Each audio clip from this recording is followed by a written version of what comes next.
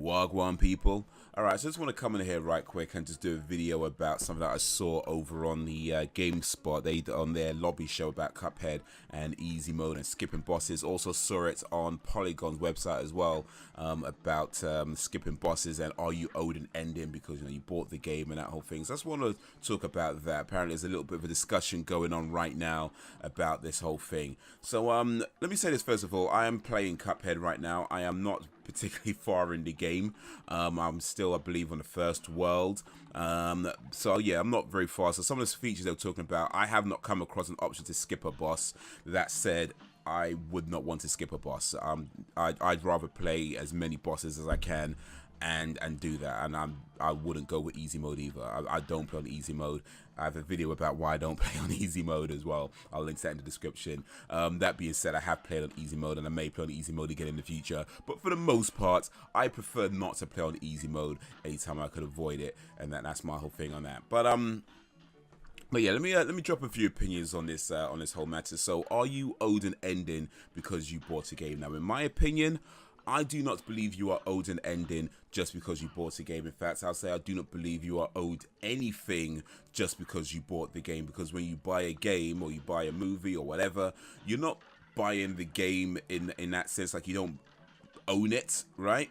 You just own the right to play it. That's what that means. You own the rights to view it if it's a movie. You own the right to listen to it if it's a CD, an album that you bought. You own a license to enjoy or to experience that particular piece of art. You don't necessarily own the art, so you're not owed anything because you're not buying the game itself. You're just buying the rights to be able to play it in your home. You need separate rights if you wanted to do broadcasting, and not broadcasting wasn't what I'm looking for, public plays, and it gets a bit complicated. There's a bit lots of bullshit in there. The stuff in the back of DVD covers about permissions to I won't get into that. But the point is that you don't own the game, you just own a right to play the game. So yeah, you're not owed anything from a legal standpoint, and even from just an artistic or say moral standpoint, you're not owed anything, I don't believe either, because ultimately you decide how much of the game you want to play. Right? So if you decide that the game is too difficult, or you don't like the violence, or you don't like the music, or you don't like the graphics, or you don't like this, you don't like that, blah blah blah,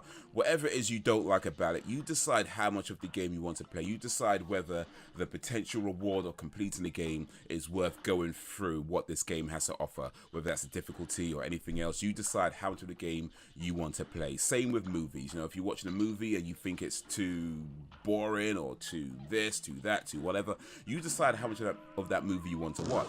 You decide how much of an album you want to listen to.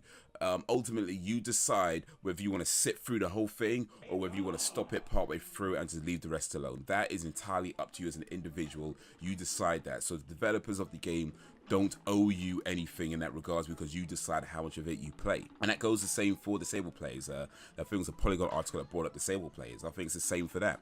Ultimately, you decide how much of the game you play. There's like videos out there I saw one ages ago of a guy who's playing Call of Duty, a quadriplegic fellow, like no arms, no legs, like just stubs and stuff, and he was playing Call of Duty, and the dude was pretty insane at it as well. And there was another guy I heard about who beat The Legend of Zelda Ocarina of Time, and the dude was blind.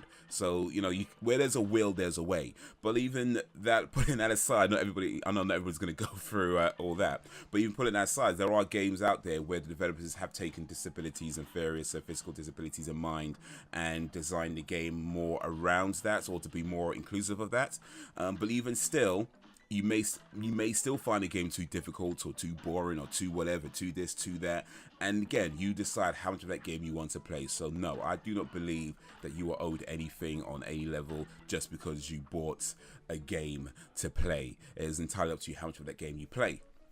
Now, onto the now that being said, onto the other bit about the easy mode and skipping bosses and that whole thing, because there were apparently some people who believe this idea that you should not be able to skip a boss, because if you get to a section of the game, if that should mean something, that should mean that you've completed a set level of task that led you to this part of the game, and anybody who hasn't done all those tasks and beaten up those previous parts of the game should not be on this part of the game. This part of the game is for the elites, the people who went through all the trouble of beating the previous parts to get to this part. That's what that should mean.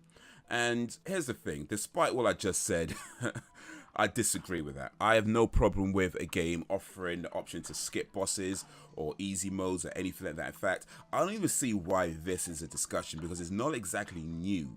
You know, if you played games like, you know, Devil May Cry or Ninja Gaiden, and you die a bunch of times, it offers you an easy mode, right? You know, it says, well, would you like to switch to easy mode? And some people might click yes, other people might click no. I'm stubborn. I'm always going to click no, even if I really should be clicking yes in some of these games where they're just so blood.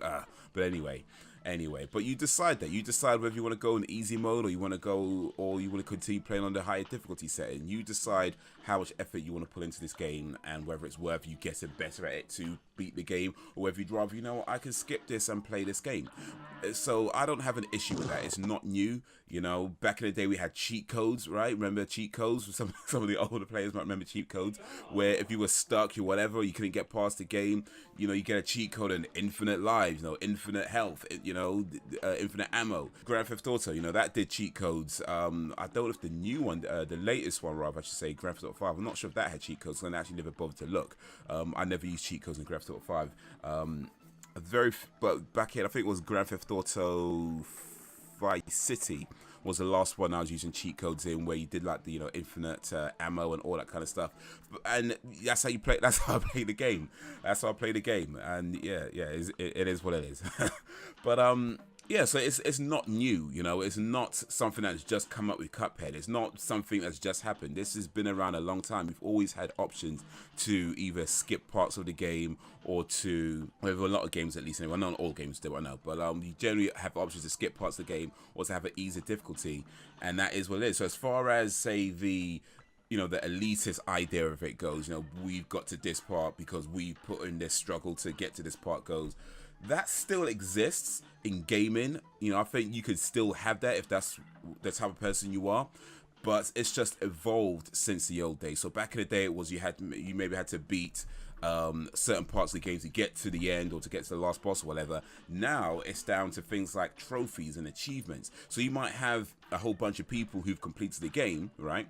But not everybody is going to have completed it on the highest difficulty, and as such, not everyone's going to have that achievement for that, or not everyone's going to have the achievement for beating it on the highest difficulty and having, you know, the high rank score in each boss, or a fast time on each boss. So there's going to be levels, and there's going to be rewards that still exist. So if you still want bragging rights, it's still there. You know, it's still there. It's just evolved from being, you had to, we got through this whole part of the game and we got to the end because we beat this whole thing, to, okay, we all got to the end of the game, but I've got the achievement for, you know, beating it in less than 5, I don't know, whatever, you know what I mean, right? The point is, there's different levels of achievements depending on how well you perform in the game. So bragging rights still exists. That hasn't gone away. It's just evolved a little bit since the old days. So yeah, to sum up this video, my opinion on this is, yeah, I don't believe you are owed anything just because you paid to play a game. You decide how much of the game you want to play and whether it's worth you going through. And as far as easy modes and skipping bosses, or skipping sections, or skipping this, skipping that, I've no problem that being there. If it's something you don't want to do, you don't have to do it. If you believe that it's worth putting the efforts to get the achievements for the all the boss fights and everything else, then you're going to put an effort for that. If you don't believe it's worth the effort, then you can skip that, and it's not a problem. It's not a problem. So yeah, that's my opinion on that. Let me know what you think. Let me know whether you feel like you are owed an ending just because you bought the game. Let me know if you believe that that they shouldn't have options to skip things in games, or whether you're okay with it. Let me know what you think of all that. And if you like this video, give it a like and share it amongst your friends. If you did not like it, then give it a dislike and share it amongst your enemies. Either way, let me know your reasons in the comments. Subscribe if you have not already. Thank you for watching, and until whenever, if ever, get ready for a new challenger.